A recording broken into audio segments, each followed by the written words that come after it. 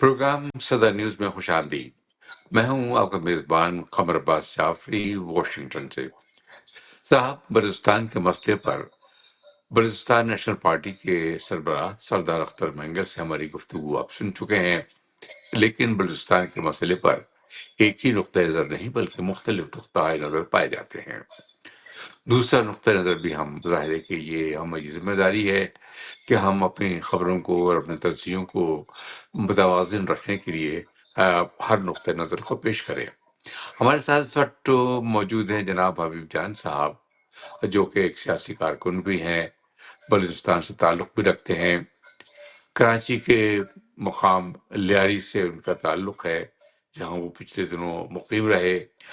हम उनसे पूछेंगे कि बलूचिस्तान का दर हकीकत मसला क्या है, बलूचिस्तान के लोग चाहते क्या हैं, ये कोई अलहदगी की तहरीक है, दहशतगर्दी है, या ये कि वसाइल न मिलने पर उनका इजहार मायूसी है। जी हबीब जान साहब, आप फरमाइए क्या है ये। जिलानी साहब, पहले तो मैं आपका बड़ा ममनून और मशकूर कि आपने इस बहुत ही सेंसिटिव सब्जेक्ट पर हमें इनवाइट किया। बलूचिस्तान का मसला सर 70-75 सालों से वही है जो ब्रिटिश गवर्नमेंट छोड़कर आई थी। आपको याद होगा कि उस जमाने में जब अंग्रेज यहाँ पर काबिज थे सब कॉन्टिनेंट में, बर्रे सगीर में, तो कोयटा उनका मरकज हुआ करता था। कोयटा में बैठकर ये पंजाब, सिंध और बलूचिस्तान को कवर किया करते थे। जबकि उस जमाने में न सड़कें थी, न मोटरवे थे, न हाईवेज थे। एक कम्युनिकेशन का महदूद सा निजाम था डिप्टी कमिश्नर की सूरत में, और उसमें बगावत की तहरीकें थी, लेकिन ज्यादा अक्सर आबादी को हर वो वसाइल मैसर थे जो उस वक्त जरूरत थे। अब वो जो लोग पानी के मसले पर एहतजाज करते थे, रोजगार के मसले पर एहतजाज करते थे, आहिस्ता आहिस्ता हमारी नाअहलियों ने उन्हें डाइवर्ट कर दिया आजादी की तरफ। अब बैनुल अक़वामी जो सूरत हाल चल रही है, अब हमें देखना ये होगा कि कल आर्मी चीफ ने जो स्पीच की है इंटरनेशनल कन्वोकेशन में और अपना ओवरसीज के लोगों से, कि 10 नस्लें, मतलब एक नस्ल को अब 10 साल का टाइम देते हैं तो 100 साल तक उनका टारगेट है कि कोई ऐसी तहरीक नहीं चलेगी। यही रवैया हमारा मशरकी पाकिस्तान में था, यही रवैये की हमारी कंटिन्यूटी है।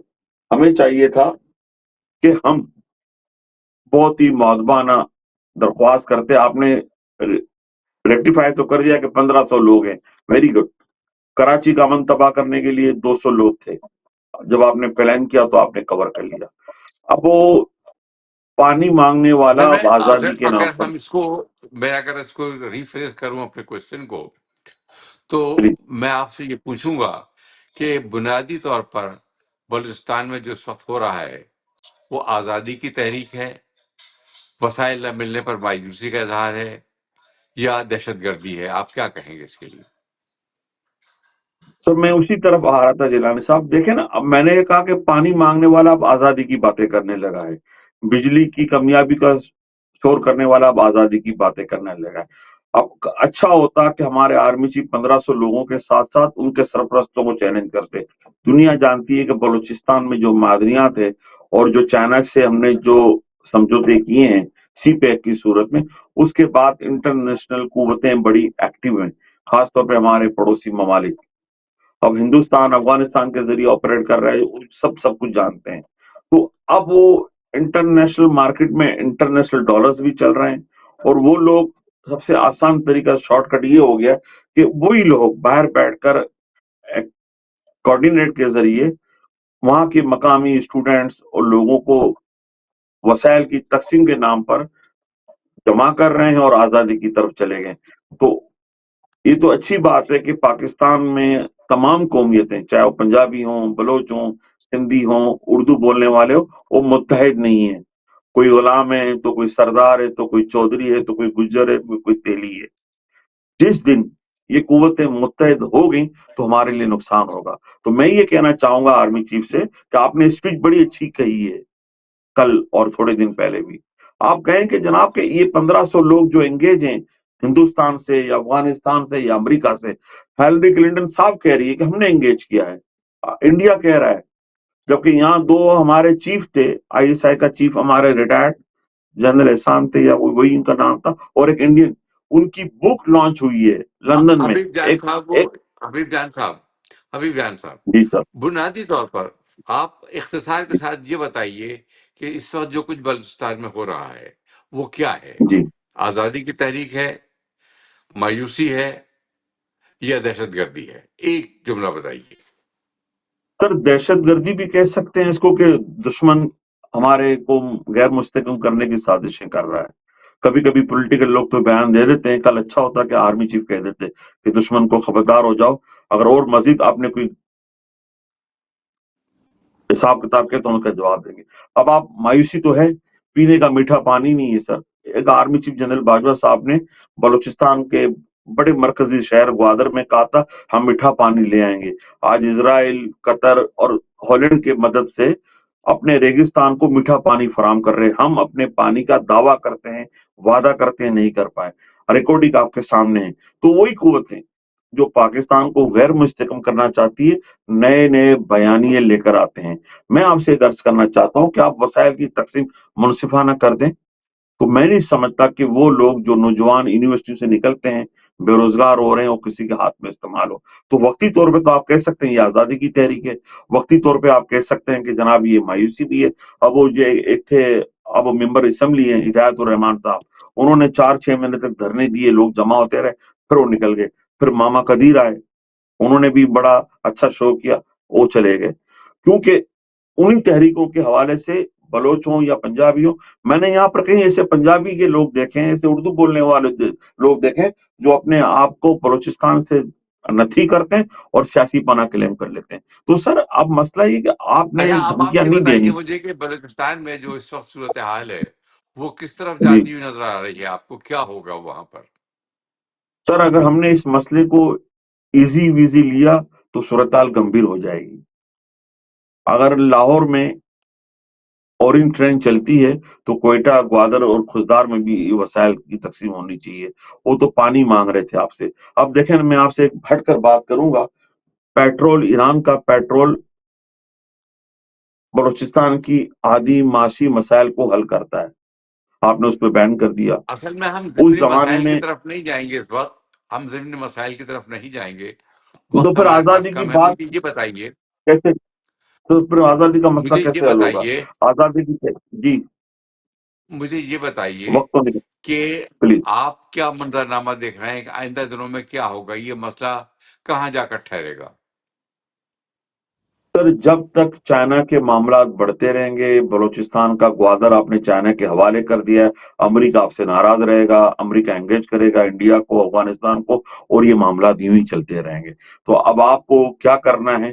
آپ نے وسائل کی تقسیم بھی کرنی ہے، اپنی سیکورٹی کی طرف بھی توجہ دینی ہے، وہاں پہ روزگار کے مسائل بھی حل کرنے ہیں، وہاں پہ آپ نے پانی بھی دینا ہے، وہاں پہ آپ نے بجلی بھی دینی ہے۔ زرداری صاحب ایک پانی گیس کی لائن لاتے ہیں، وہ رک جاتی ہے، پیٹرول کی لائن آپ کی رک جاتی ہے۔ تو سر مسائل تو آپ کو جب تک آپ سنجیدہ ڈبیٹ نہیں کریں گے، آپ دیکھیں نا اچھا یہ اکبر بتائیں کہ بگٹی ہے، سوری سر، یہ ایک بتائیے بات میں کہ کہوں، ان بڑی مسائل کا امپورٹنٹ بات ذمہ ہے دار کون ہے؟ ان مسائل کا سر۔ ذمہ دار کون ہے؟ ہماری اسٹیبلشمنٹ، ہماری عدلیہ، ہمارے منصوبہ ساز۔ جو شخص صبح نواز شریف کی گود میں بیٹھا تھا، جس کا نام سرفراز بگٹی تھا، وہ مسلم لیگ نون میں جانے کا اعلان کرنے والا تھا کہ رات ہی رات آپ نے اس کو پیپلز پارٹی کی جھولی میں ڈال دیا، سرفراز بگٹی۔